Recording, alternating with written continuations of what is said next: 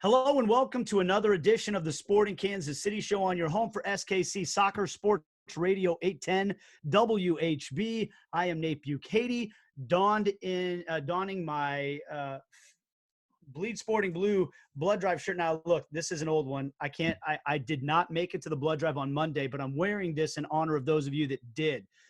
Look at Carter Augustine with the needle marks. That is not because he's got a problem, ladies and gentlemen. That's because he's out helping people, saving lives. You, Carter Augustine, are a superhero because you literally saved someone's life by doing that at the Sporting Kansas City blood drive on Monday. It's always important, but right now during the crisis and pandemic that we're in, it's even more so. So you and I know the entire staff at Sporting Kansas City filled up slots right away, and everybody else that went to the blood drive on Monday, attaboy. How was it, man?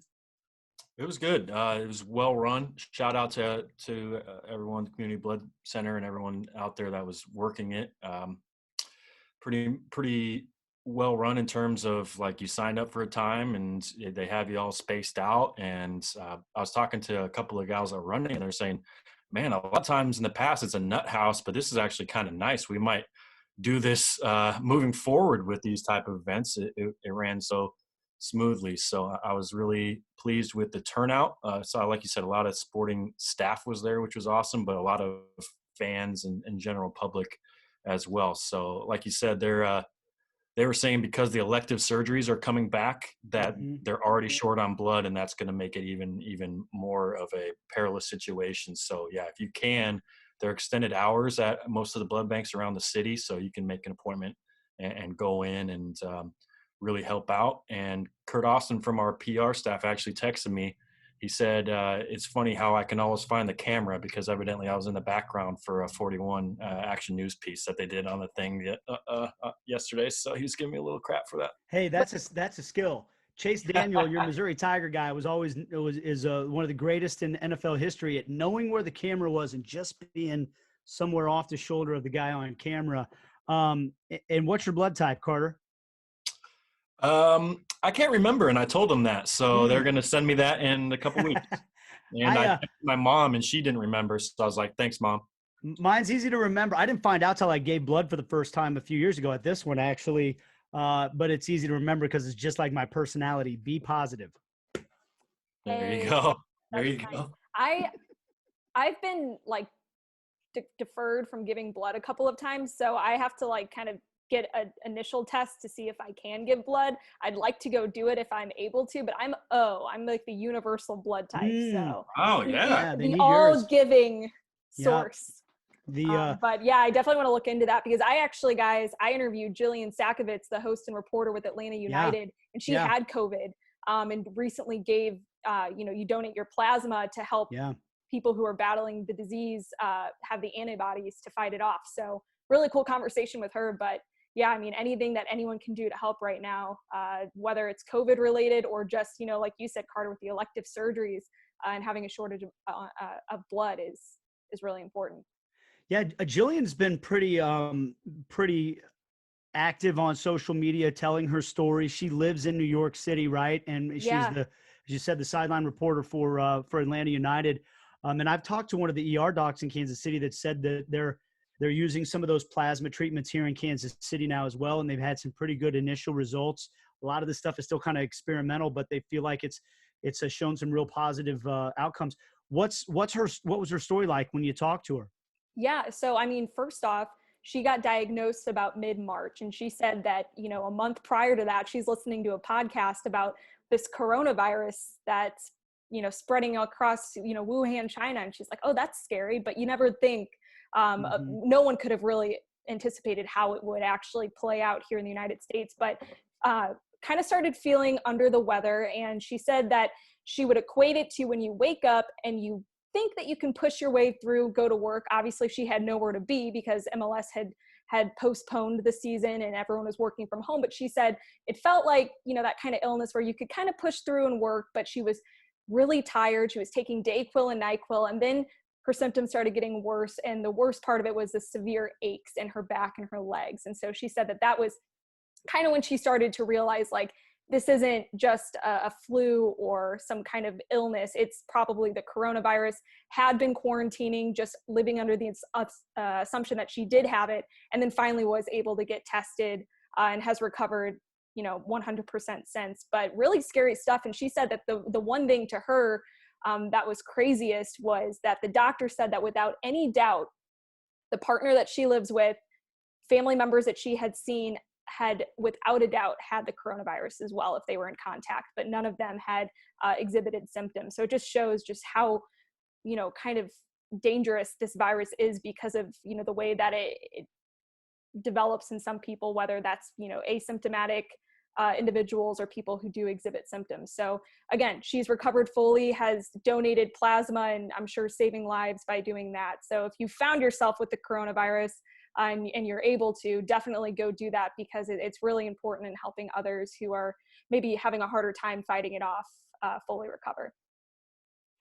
All right, so let's get into some news and notes for the broadcast today. So on the Sport in Kansas City show coming up, you're going to hear from Tim Melia. He's going to join us in the next segment, goalkeeper for Sporting Kansas City. He's also one of the union representatives for the MLSPA, and that means he's at the heart of the conversations that the league and players are having right now to try to negotiate some sort of return to play. So we're going to get his thoughts on that. But also one of the big reasons we're having Tim on is because coming up on Saturday night at 7 o'clock and then again at 9 o'clock, Fox Sports Kansas City is going to air the 2015 US Open Cup final, the win against Philadelphia Union that you'll recall. Carter Augustine and I got to do the radio play-by-play my first year as a part of the full-time part of the broadcast crew that year. And that might have been one of the first times that Carter and I actually did a game together as play-by-play guy and analyst, which we're going to get into in a second. So tune in for that. Tim Melia coming up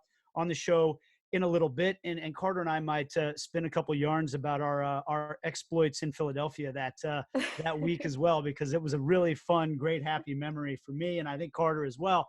But a couple things I want to get to, guys, before we do that. First of all, we had soccer this weekend. Bundesliga. Aly and I did a little preview show with Connell McCourt and Benny Feilhaber on Friday. I don't know if anybody watched it, but we had fun just because it was awesome to have games to talk about.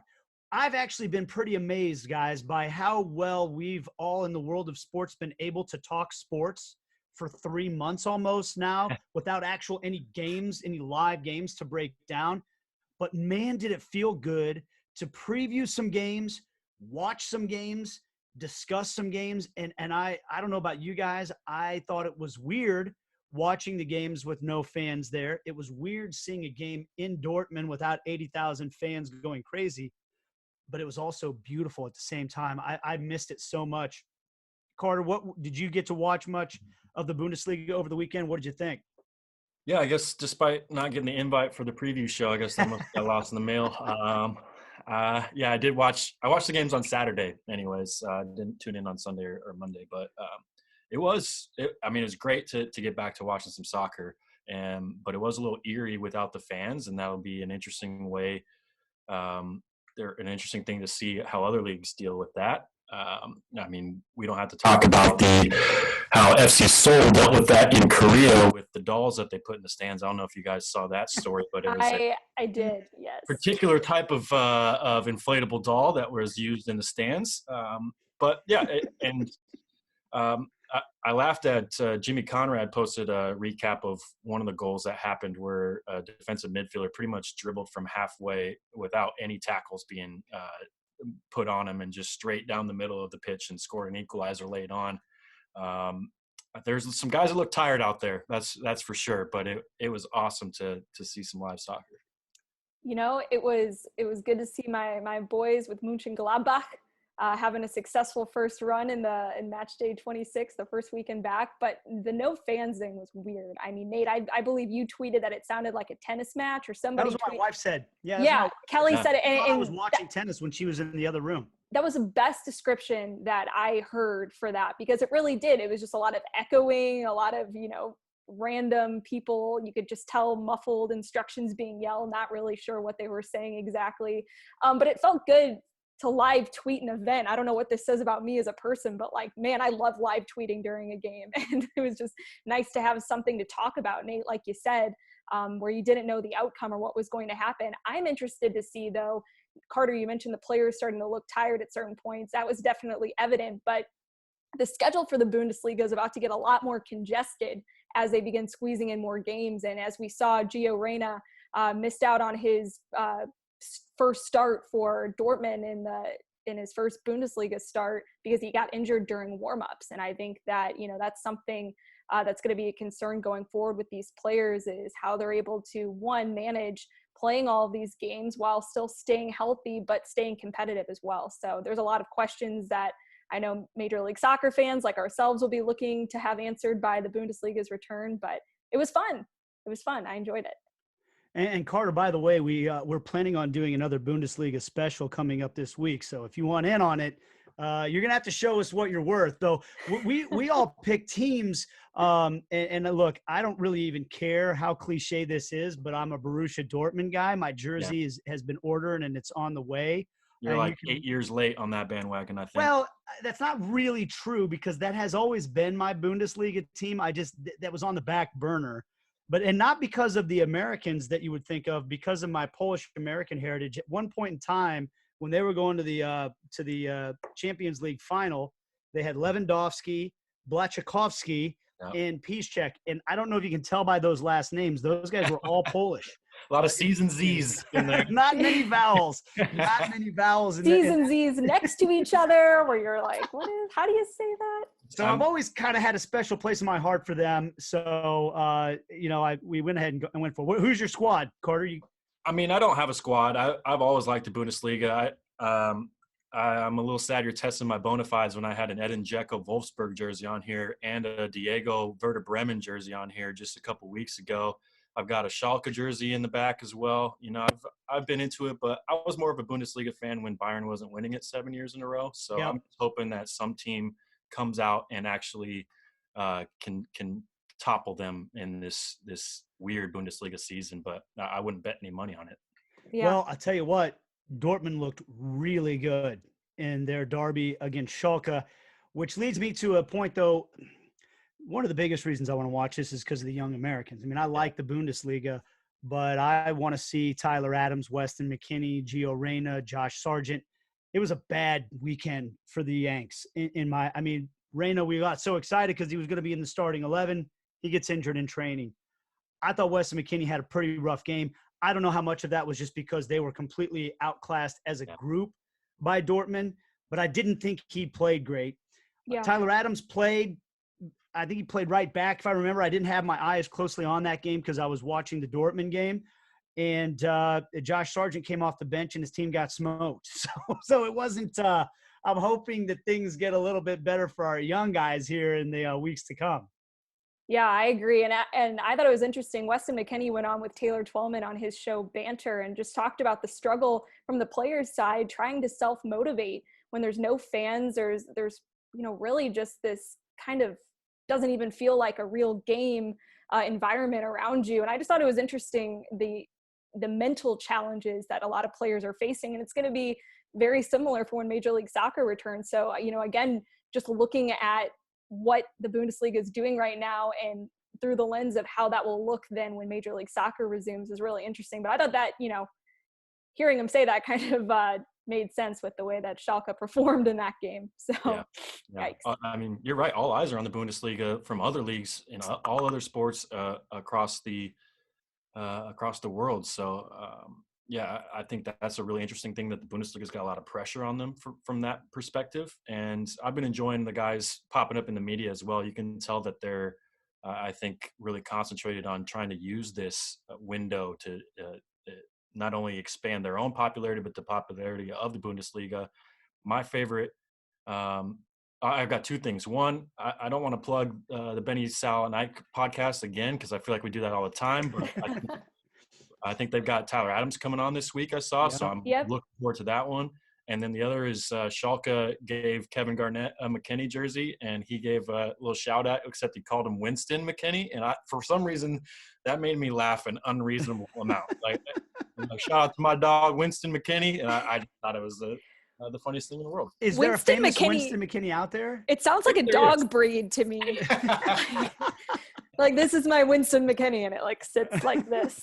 It's like paws are crossed. 100%. It's definitely a foo-foo dog, that's for sure. It That's competes a toy in those dog, it's a little dog. competitions. Yeah, it's a little dog. Have you guys noticed that they've been airing a lot of dog show competitions? Like, for whatever Hey. reason, Tom and I have seen a few of them pop up on TV, and we don't change the channel. Well, Interesting. to that end, rest in peace, Fred Willard, because Yes. the man Yep. who was maybe played the greatest sports commentator in movie history, right up there with Bob Uecker from Major League. Fantastic. So best in show if you haven't had a chance to watch that. All right, guys, the league, the Bundesliga got underway, and one of the things that, and maybe this is nerd talk for us, I don't know if our audience is, if you, by the way, if you're listening to this podcast and you have some feedback, Nate_Bukaty, I'll have these guys give their Twitter handles as well. I'm genuinely curious as a play-by-play announcer about the way to call these games. I saw some conversation about that on social media during the course of the games. The biggest takeaway, and I texted some of my friends about it too, the biggest takeaway I heard from most of them was they actually want more play-by-play commentary without the crowd noise there. There's a lot of times, especially at Children's Mercy Park, where I will intentionally lay out, as they call it, not say anything for a minute or two so that we can hear the great noise that's coming from the cauldron and the rest of the stadium. And then there's other times where you start to get into conversation about broader topics in soccer or a specific player or whatever, and you're not describing every little pass of the ball. Because I think usually that actually will turn the audience off. If you give, especially on TV, if you describe every little pass in the course of a game. What did you guys think? Do you want to see more of that? What do you have any takeaways for how you would think a broadcast should go now that you've seen a couple of games like this? I'm curious about the people who maybe want more of like a exact play-by-play, because you're right, Nate, there's this balance between say. You don't want to say too much of what people are seeing, but I wonder if that's coming from maybe a lot of the audience, because we saw the numbers. The broadcast did really well, especially if we're looking in Kansas City. I know that they found themselves in a couple of top 5 rankings for some of the games.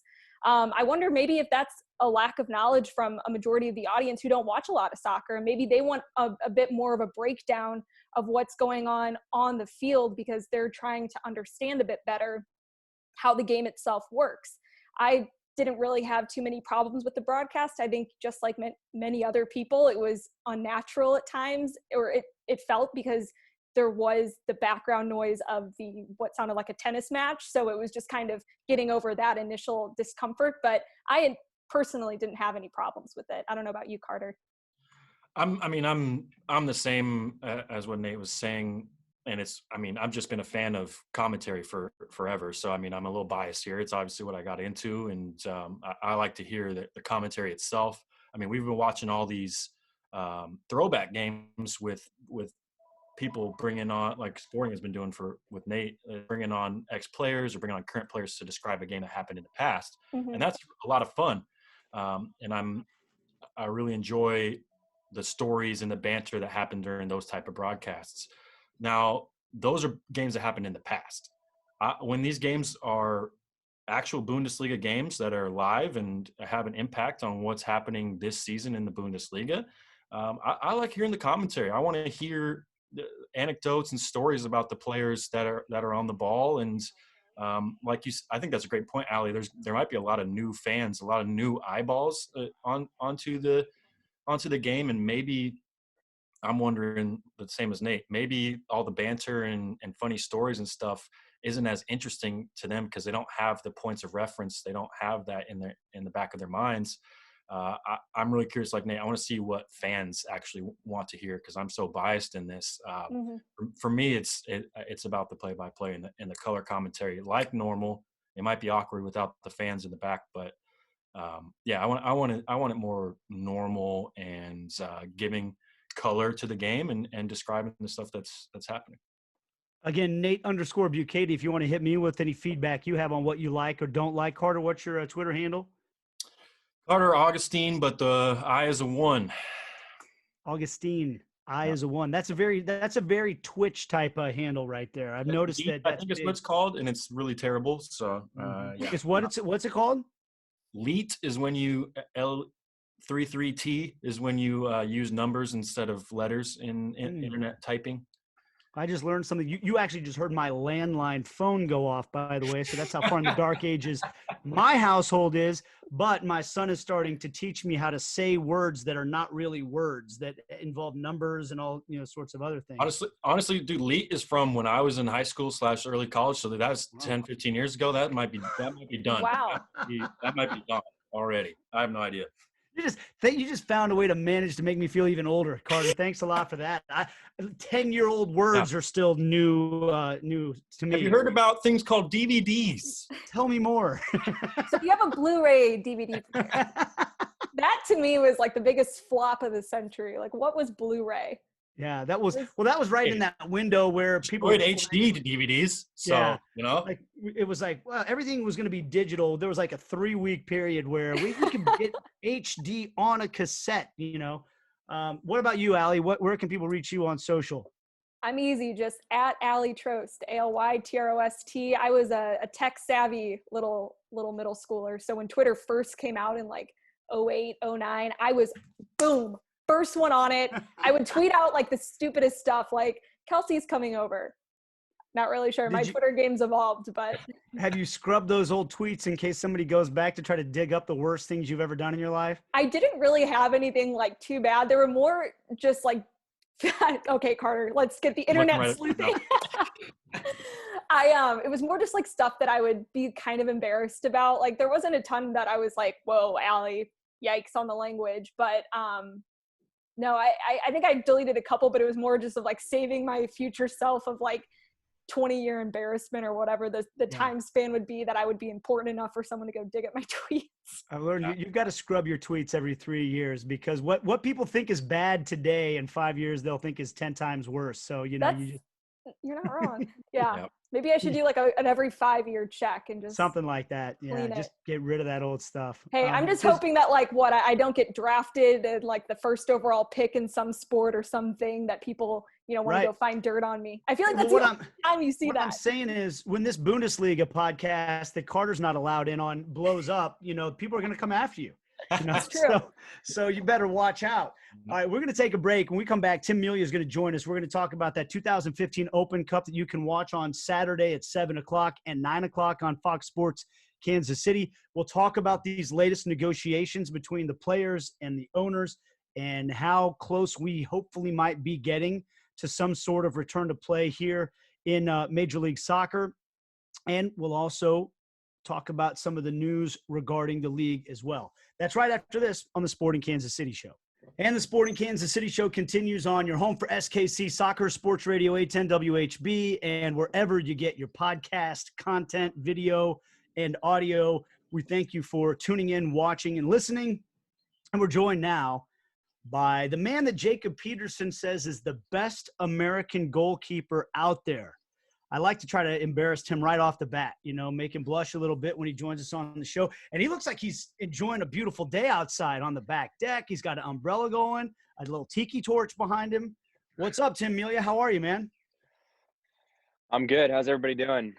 We're doing great. And I didn't plan on even introducing you that way, but all of a sudden those words came to my mind. The very first broadcast we did this year, Jacob Peterson said, that you were the best goalkeeper he's ever played with.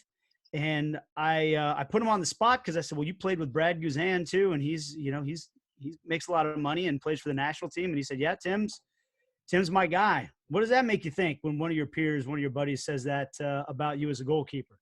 It's incredibly flattering. I mean, just to hear that from anyone, I think is something I never thought I'd hear from anyone. So it's special to hear. It's even more special to hear from old teammates and guys that, you fought battles with and competed with. And it's really good to see that players look at you in that light. I was going to say, I asked Jacob for his 5-a-side team of players he played with, and obviously 14-year career. And he listed you as a goalkeeper, and he listed like 5 goalies that he played with that I think were in the running or were goalkeepers of the year. So yeah, it's pretty high praise. And while we're on Jacob Peterson, do you have any good stories for us about our broadcast partner? The story that comes to mind the quickest is the 2015 Open Cup final. The story where he was slighted his penalty shoot opportunity, but for a guy just to give you guys a little background on the story, I know Jake spoke about it on a broadcast the other day, but the initial 5 had already taken penalties, and at that point you're starting to get other shooters involved, and guys are communicating within their little group of who's going to shoot next, and Jake kind of stepped up, being that veteran guy, and wanting to make the people around him be comfortable because he's a team guy first, and making sure that the team was comfortable with him taking it. He said, I would take it.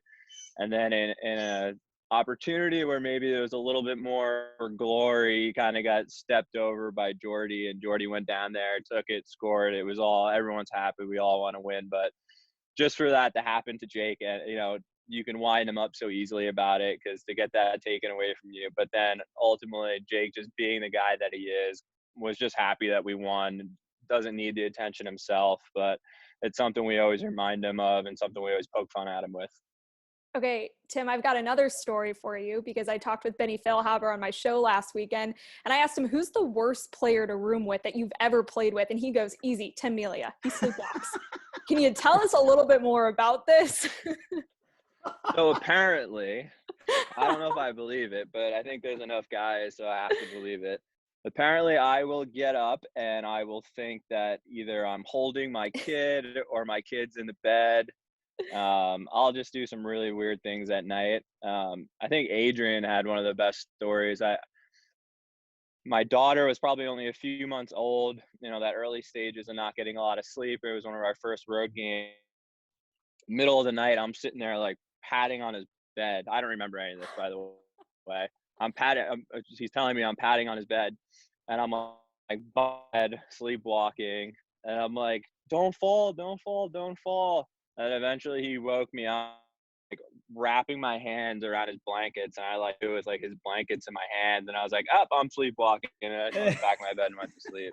But I do it every often. It seems to happen whenever I'm like on a road trip. Whenever that first night I'm in an unfamiliar area, I seem to just do some quirky things at night. So we're visiting with Tim Melia. And by the way, the reason we're having Tim on right now on the show is he mentioned a broadcast. Now, we recorded that broadcast earlier this week, but it's going to air for you guys to watch. We've been doing these player commentary shows over the weekends, and they've been really well received by the fans on Fox Sports Kansas City. Saturday at 7 o'clock, and then again at 9 o'clock. If you miss it at 7, we're going to play back the 2015 Lamar Hunt U.S. Open Cup final between Sporting Kansas City and the Philadelphia Union. So make sure you watch that.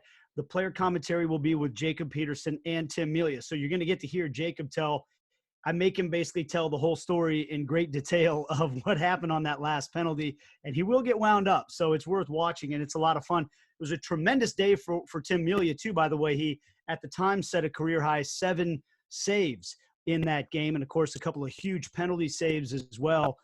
On his way to making the legend of Tim Melia, the penalty stopper. But let's stick with the roommate thing for a little bit, because I've got to imagine that, you're usually a pretty quiet guy. You're not a talkative person necessarily, like, say, a Benny Feilhaber. So is the feeling mutual? Like, was Benny the most annoying person that you ever had to room with? No, I enjoy Benny. Benny's that once you understand him, you love him. He's just always on, and I enjoy that aspect of him. So I had fun with him. I wouldn't rate him as my worst roommate, but then I don't think I would say I had a bad roommate, but then that probably means I'm the bad roommate. So I don't know if it's a good thing. See, I wanted you to say yes so we could throw that in Benny's face at some time, just to give him a hard time. But well, at least it wasn't necessarily anything about you as a person. It was just this thing that you did when you slept. Which it made me wonder, because I know, like, there was a time when I was little that I would sleepwalk, and aren't you not supposed to wake that person up? So you kind of have to wait till, like, the episode is over so that you don't startle them and force them into some sort of, like, physical reaction. Yeah, you don't want to get in a fight with sleeping Tim Melia, I don't think. That's not the guy. That would be terrifying. Yeah. Terrifying. I think it's just happened to me so many times now. My wife wakes me up every time where I'm in such a state of nervousness, I guess is the right way to explain it, where I catch myself doing it, I'll laugh about it, and I won't remember anything before, and then I'll kind of come to, and I'll immediately go back to sleep, and I'll just like in the morning, I'll be like, oh, I did something stupid, didn't I? And she'll be like, yep. But it's like 3 or 4 seconds. I don't ever wander out of the room or do anything like that, so it's not too bad. Or maybe I more seriously. So Nate asked about your worst roommate. You wouldn't give us an answer. How about your best roommate? Who do you like rooming with or have liked rooming with? Um, I enjoy room goalkeepers. I don't know why. I think it's just we're kind of both on the same page. We're both on the same mentality leading up to the games. Um, Zendejas to me was always just pure comedy. I could sit and listen to that guy talk all day long because the things that come out of his mouth are pure comedy. He's just like a lighthearted, always smiling type guy. He's just a good guy to be around. So once again, we're visiting with Tim Melia, and I mentioned that you can see that 2015 U.S. Open Cup final against Philadelphia on Fox Sports Kansas City on Saturday. And so, Tim, one of the things that we had fun kind of going back and watching, you put into perspective, and it was that 2015 was the year that you kind of burst onto the scene as the everyday goalkeeper for Sporting Kansas City. So I guess I had kind of forgotten until we watched it back that you were still so relatively young in your time as the number one for Sporting Kansas City. So maybe for us right now to relive it a little bit, what do you remember about maybe the lead up to that game, what it was like for you mentally getting ready for your first chance to win a cup at the MLS/Open Cup level? It was nerve-wracking to say the least. Also coming off a little bit of a muscle strain where I missed maybe, I don't remember exactly, maybe the game or maybe 2 games before that. And so it was a game that, we had gotten into the Open Cup final. I was getting the opportunity to play games as a starter. And then, I was carrying a little bit of a knock going into a really big game. So there's just a lot of things to make you feel anxiety, feel nervous, but all those are good feelings. I feel like those are feelings that keep you energized in the game, keep you focused, and that's why we do this. We love doing this. We love competing. We love having that feeling, and it's what brings you back to want to do it again and again. Tim, I'm curious, just because I feel like goalkeeper is one of those positions that it's almost like its own cult, because not a lot of other positions or players on the field can really relate to what a goalkeeper does and how they prepare for a game. Do you have any little superstitions? I've played with a lot of people and have talked to a lot of athletes about things that they do before a game. And as a goalkeeper, I'd imagine your, pre-game prep is a little different than everyone else's. What are some things that you've done starting then, in your career and that you've kind of kept with you? So you're saying that goalies aren't soccer players, all right? You got that point. Yes. No, I just think I'm kidding. I feel the same way. Stick with it, Aly. I'm kidding. I used to be incredibly superstitious about cleaning. And I think it was more because we lived in these small apartments and I could clean the whole thing in an hour. And then now as we moved down to Overland Park, we have a home, we have kids, and it's like everything changes. All those superstitions you just don't have time for anymore. And for me, it's just more about being prepared. So it's like, with the competition that we're playing, do I understand the team? Do I understand the guys in certain positions? Have I gone back and watched? I like to watch their most recent, if we're playing them at home, I want to watch their most recent away game, and then vice versa if we're playing away. So it's just, for me now, it's less about the superstition and more about being prepared, making sure I feel really good going into the game physically. I just want to backtrack to that final real quick. Obviously, a ton of Sporting fans there. The Rodron was incredible in the corner there where you took the penalties. What do you remember after winning the game? Because Nate and I had a good night out that night, so I'm thinking that you guys probably had a good night out as well. First of all, just the fact that we had that many fans travel to Philadelphia, it's not an easy trip. It just kind of shows the whole support of the club. It wasn't it wasn't a packed stadium. I think we were talking about this a little bit last night. There wasn't like a overwhelming noise coming from the stadium, but you could hear the sporting section, and that was uplifting, and that was a lot of motivation for the players to hear that. And it was bad weather, it was a little chilly, and then to have all those fans come out and support us, it was awesome. But the nightlife post a championship was probably not as crazy as you think, because we had a game like 2 days later. So yeah, we went out for a little bit. We around, had a few drinks, but we were I think everyone was just exhausted, 120 minutes of penalty kicks, and then to have to kind of push that out of your mind and get ready for the next game, because we were still trying to push our way up the ladder in the league. And then we went on to have an incredible performance in Portland, and Christian Nemeth scored that ridiculous goal. So it wasn't as crazy as it normally would be, I would say. Carter and I made up for you guys. We did what we could to enjoy that. It is kind of one of the bummers about the Open Cup, though, is that you don't really get that big celebration because you're still in the middle of the season, especially if like you guys, a playoff contending team. I want to go back to the family life situation a couple times, though, because number one, you talk about cleaning the house. When you have a 3-year-old and a 1-year-old or kids of any age, basically, someone told me this, and I think it's really true, that cleaning the house with kids in it is like brushing your teeth while eating Oreos. Like there's no, just you clean everything up and 5 seconds later, it's a complete disaster all over again. And guys, I want you to know one thing that Tim did tell us when we taped the show. This man ducked out on one of the worst experiences of parenting, in my opinion, by being at training camp this year. And that was he got out of potty training his daughter. That is, well done. Tip of the cap to you, Tim, because you missed out on a week of washing multiple pairs of underwear, tears most likely by your wife at some point because she's convinced that the kid's never going to get it. And it's just you did well by missing out on that. So congratulations to you on that front. Yeah, that was a very obviously big hurdle away from. So I was happy to hear about that. And my wife handles that stuff. She's on calm. I'd be like freaking out, yelling, and she's just like, "Oh, it'll happen." But I think our daughter part was easier than maybe some other kids, so we were fortunate with that as well. Tim, what has the parenting and quarantine life been like? We've talked to a lot of different players on Sporting about this. What's your experience been? Oh man,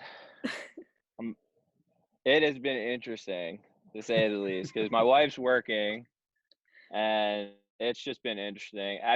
Listen, I'm sure I'm going to look back on this, or look back on this situation and appreciate all the time I got to spend with my daughter, with my son. But they are exciting throughout the day, to say the least. They're emotional throughout the day, and it's been a challenge, but again, I just hope I can look back and say this has been an awesome experience to be able to spend all this time that I'm maybe not going to get here. But there are days that they just absolutely floor you, and it's just nonstop. So has it been a bit of a welcome respite to get back to training, or how are you viewing that aspect? I didn't catch that. I'm sorry. So has it been a welcome respite then to get back to training for a little bit there, and maybe get out of the hair of the kids for a little while? It has been. Getting back to any form of normalcy, especially on the soccer side, has been really good. Sporting's been really flexible with my schedule right now because of everything that's going on. So I'm going in pretty early, doing my individual workouts, and then getting back here before my wife starts her job, which she's doing from home. But just the first going out on the field and running with cleats on, it was just, you just don't understand how much you miss it until it's kind of taken away from you. So, hopefully these are, we're in early days, maybe a little bit of getting back to playing, but this is just, a bridge we have to cross to get to a place we all hope we can get to with games, and then with game fans. And we just got to kind of go through this because it's necessary for all of us to do this right now. Once again, we're visiting with Tim Melia, and you mentioned trying to get back to playing games. That's obviously what everybody's, yourself, us, we're all hoping that can work out at some point. We also know that there's a lot of challenges, and it's not going to be easy to get back to whatever that is. We talked to Roger last week about it, and he was quick to point out, look, my life situation is different than other guys. I don't have any kids. I just need somebody to take care of my dog. And I can go to Orlando for a couple of months, and it really isn't that big of a deal. But obviously, we just laid out for you. You're in a different situation. You have a wife who has a job. You have 2 little kids who require constant supervision. It's not like they're older and they can take care of themselves for long stretches of the day. So I guess I'm just curious what goes through your mind when you hear all the different scenarios and the plans that are being looked at right now as it relates to the world you've got there in your house? Yeah, it's a difficult situation, right? It's one that they're not real problems, I would say. I mean, there's people going through a lot more difficult things than what we're going through. So it's hard to you got to remove yourself from that as well. But, and you're referring to us going to Orlando for an extended period of time. Because of all of those things you just said, I can't make a knee-jerk reaction, and I can't just say, oh, let's go and do this. I want to play games. There's nothing more than I want than to return to our stadium with fans in it, but that's not the reality right now. And because I have a family, because I have kids and a wife and, other people that rely on me, I just need more information. That's the big thing we're all missing from this Orlando piece is we just don't have the answers to a lot of questions before we can fully go, all right, let's do this. Because everybody wants to play and everyone is, chomping at the bit to get back to games. And we're willing to make those sacrifices to, benefit the league, benefit guys on our team, benefit our organization and all the people that work for our organization. Because at the end of the day, we all do want the same thing, but we do just have to, or for me personally, I just need to just think about different scenarios and how they're going to play out and how they're going to affect my family. Tim, you mentioned all of the questions, and you're right. I mean, not even just for soccer, but every league trying to return right now is facing tons of questions. For you, though, what's the biggest question you have in all of this with the potential return to play and all the obstacles? First off, I think you got to think about safety. That's got to be priority one. The plan that I've at least heard from Orlando seems like that is if that's the bubble that we're creating, it doesn't sound like it's going to get more safe than what they're saying. And then the next thing is just the extended period of time away from the family. It's never easy being away from your family, and being away from your family for an extended period of time in a pandemic just adds extra stress to that. So those would be my 2 main biggest concerns at the moment. What would it be like for you playing without the fans? It's going to be weird. I mean, I don't know how to explain it because so much how you feel in a game, that, I mean, I'm sure it's the same for field players. You're able to run a little bit faster. Your mind works a little faster. You have a little bit more endurance. As a goalkeeper, you're exploding quicker. Your decisions are going quicker. And that's all because of the environment that, the fans create within a stadium. And when that's not there, it's going to be interesting. It's just going to be something different that you have to adjust to. But it's something we have to do because it is a reality. And, there's also the aspect of, I think that if we can play games and get them tested on TV, it's something of a release for everybody else and all those fans that follow this so dearly. So I hope we can just get it going in one way or the other. However we have to start, and we got to start that way, and then hopefully it just continues to evolve and move. Because I mean, just as people, as a club, as a league, it's really hard to just stand still like what we're doing right now in an economy. When you're not able to move forward, stuck in one place, it's an unsettling feeling. So I hope that we can just kind of continuing to push down these walls and do it in a safe way and get back to what we want. You've talked about safety. One thing that stood out to me about the Bundesliga is a couple teams got a little bit of a slap on the wrist from the league after their celebrations where all the guys came together and celebrated, and evidently they're not supposed to. But you look at the game, if there's a corner, guys are jostling like normal. I mean, there's tackles and coming together on the field. Are you worried about that part of the game at all? I'm not, because if we're going to be tested, I mean, the plan that I saw has us being tested 2 times a week before, after, saying everyone on the field and everyone within the stadium or whatever you want to call it is technically not sick. So I don't see a problem with it, but I could see how people would see that as an issue. Tim, to wrap things up, when you talked about the concept of playing in an empty stadium, the energy that you get, and we mentioned that moment where the Dortmund players went and saluted the yellow wall. I'm wondering if you've thought about it in these terms, because a few things have kind of occurred to me through the course of this pandemic. And one of those has been maybe understanding what you guys actually really do mean to a group of people. Because I don't know about you, a lot of times I dismiss the world we live in as, hey, it's the toy department. We do sports. It's not important. My wife is a healthcare professional. What she does actually is incredibly important to the health and safety of people. That's really important work. And what we do is just the fun stuff. But you actually, in a time like this, it would be so inspiring to a group of fans and everything to see you get to play again. And the fact that you talk about the celebration with the Road Run back in 2015 and what that meant to a group of people. And I know that it's not as important as other stuff, but morale for the city, morale for the community is something that's important when you go through really tough times. Have you thought about that at all? And has this changed your perspective at all about what it is you actually, as Tim Melia, mean to a community? I don't think myself, but I do think that sporting and sports are ingrained in our community and within our culture, and they're really important parts of that. So like you said, I think if it is our job, and this is what I'm referring to, is if we have to make sacrifices to go to Orlando to provide that release to a larger group of people, those are sacrifices that we are willing to make as players, and we are willing to, help put other people not at ease, but give everybody just that little bit of release of having sports back in their life. Different sports with no fans, and obviously there's going to be things that look a lot different, but still sports. And hopefully that provides a group of people that love to follow individuals, teams, clubs, a little bit of the smiling that day, because right now it seems like there's not a lot of things to look forward to, and if we can bring sports back into the picture, I think that'd be good for everybody.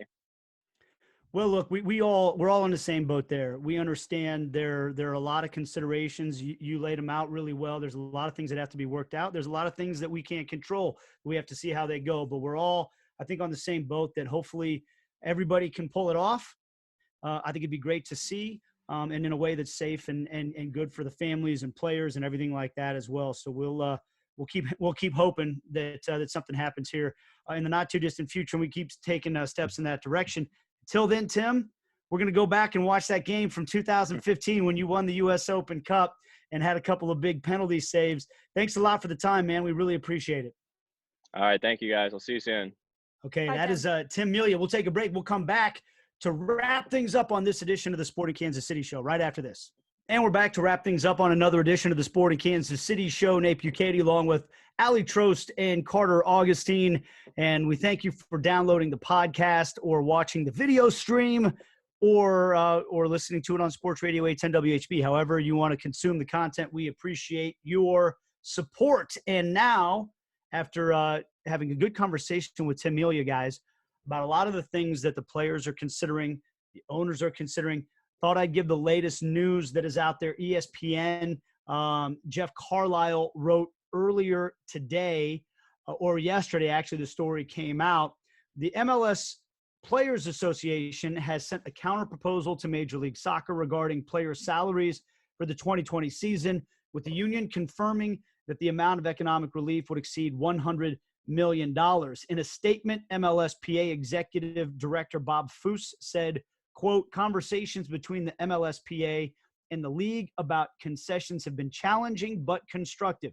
Despite the fact that the CBA negotiations were just concluded and we anticipated a deal for the next 5 seasons to share the sacrifice caused by the coronavirus crisis, MLS players have stepped up to offer a package that would bring over $100 million in economic relief to the league and its owners. So that's kind of the latest on where that stands. It's going to be a back and forth situation. And guys, I'm not going to sit here and take a stand on what the players should be demanding, what the owners should be demanding, what's fair, any of those things. That's above my pay grade. And I'm not going to sit here and say the owners should take this deal. But what I like is the fact that we're seeing a dialogue between the two sides, and the term that the MLSPA executive director uses there, challenging but constructive. As long as that's the tone, then I will be optimistic that we can work something out. As long as both sides are trying to work toward a common goal here, they might have things that are challenging. I don't think there's any of us that would disagree with that concept. But if we have that type of constructive dialogue, then hopefully that means we can get to something that works out for everybody, and we can get back to having soccer. Aly, what's your reaction to the latest news we see there from Jeff Carlisle? Yeah, I'm with you. I think the fact that the conversations appear to be going amicably is probably the best news, because this is such an unusual thing that there's no blueprint, right? For teams or players or owners, anyone involved, there's no blueprint for how to approach this and what the solution is right now. It's just going to be a matter of, there's going to have to be sacrifice on both sides if we do want to see sports return.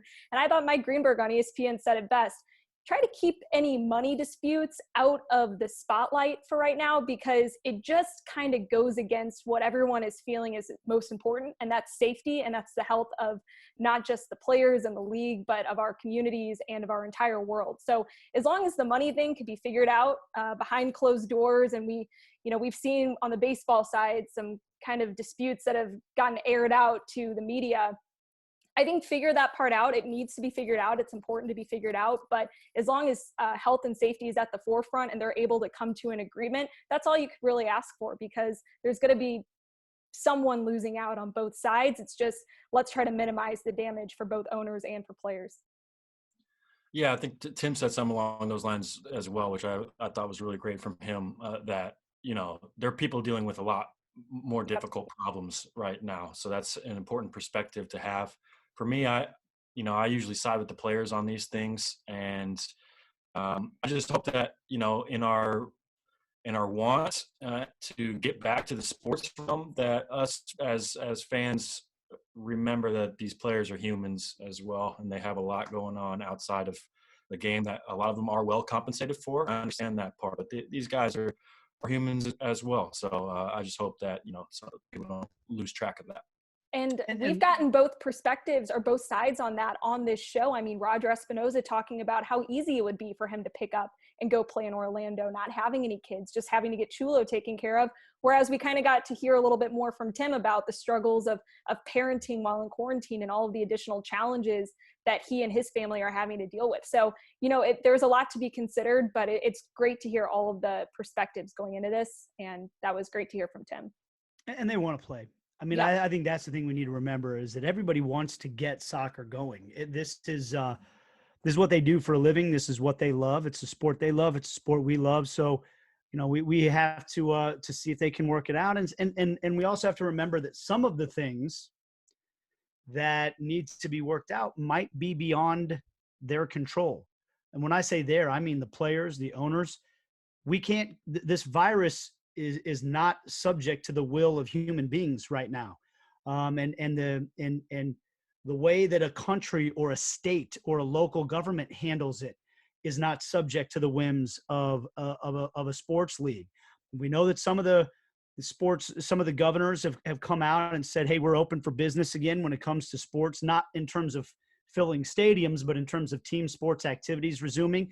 We saw the governor of California, Texas, and New York, maybe three of the biggest states when it comes to population, but also the challenges they've had with the coronavirus, have said they're welcoming team sports back. They left out soccer, a couple of them, by the way. Frustrating. Yeah, it is. But that also underscores the opportunity to me that stands in front of Major League Soccer, that, hey, there can be a little, hey, by the way, we're right here and we're playing now. So pay attention to us. And I'm not saying you throw away safety or you throw away all the other things they've got to concern yourselves with, but it is, to me, maybe an added incentive if you're Major League Soccer, to say we have a chance to gain more maybe than the other sports leagues do if we can get out on the field before they do, if we do it responsibly. But again, there are going to be some things that are out of everybody's control. So we'll have to see how that goes. And I will point out also, Herculez Gomez was on ESPN today. He said the talk of an MLS tournament in Orlando is premature at this point. There's a lot that has to be worked out. You can throw out these concepts and everything, but by no means are we at the point now where there is a hard, firm plan on exactly how this is going to go. These things are still a long ways down the road. Teams haven't even returned to team training yet. They pushed that date back, if you haven't heard, till June 1st. And we'll see, maybe once we start getting teams on the field in group settings, that's the next step to maybe feel like there's optimism to play again. Yeah, and especially if they are kind of shooting for an end of summer time frame for when they would have a tournament style, if that is, again, how a lot of unknowns still with how it will materialize, but if anything disrupts that timeline and pushes anything back, well, Nate, you had brought up too the fact that the winter months, they're anticipating the virus to kind of spike back up again. So you have to be able to work around and have flexibility with things like temperature and the seasons, which are completely out of everyone's control. Time keeps moving.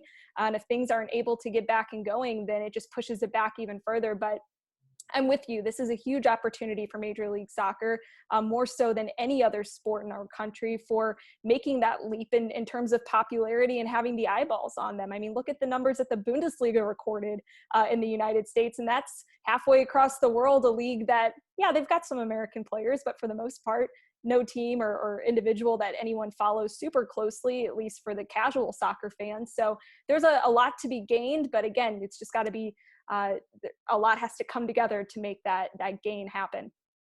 Yeah, don't get me started on those governors, man. You look at any metric, and soccer is much more popular than the NHL, but that's fine. I won't get started. One thing that I've seen that was interesting was Paul Tenorio had he was kind of talking on Twitter after the Bundesliga and arguing that maybe closed door games with MLS on TV might not work in MLS favor, which is a different angle that I've seen. So he's saying the quality on the pitch maybe isn't good enough in terms of compared to the Bundesliga for a new fan to get actually interested if they watch it, which I thought was a whole different angle. I think I'll disagree with it, but because I mean the league has gotten so much better over the past few years. I think there's a lot worth watching there. But that was a different angle that I've heard just based off this past weekend's Bundesliga as well. So it's there's a lot up in the air still. Yeah, I disagree with that. And maybe it's because I've watched the league I've been a fan of the league for long enough to see how much better the quality is here now than it was. But you look at the names of the players that have been brought into this league left and right, and especially this offseason. I feel like this past offseason, that's one of the real shames of this league getting shut down right now, is as much as the league had grown over the last 5 years, this offseason, everybody. I mean, Alan Pulido was this huge signing for Sporting Kansas City. Gotti Keen to this tremendous player.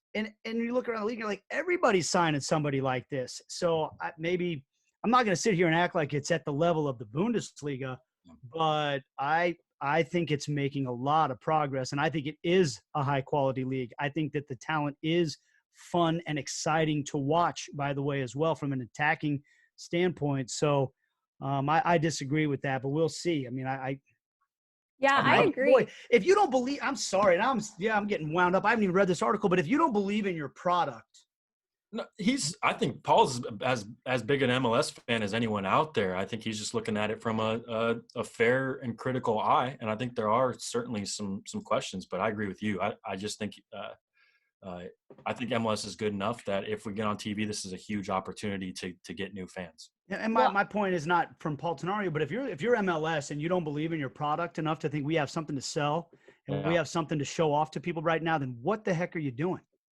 Yeah, that's how I feel. I'm also intrigued too, and I know that this was reported across ESPN and The Athletic with the round robin tournament style that they're proposing. I think that there's a level of competition that just naturally comes out of the way that these games are going to be played that is going to make it really exciting to watch. And I don't know, again, exactly how it's going to be laid out or what the schedule is per se, but I think just reading that, to me, makes me think that we're going to get an equally high product or, equally high quality product, even if the games aren't being played as we've, been so used to seeing them.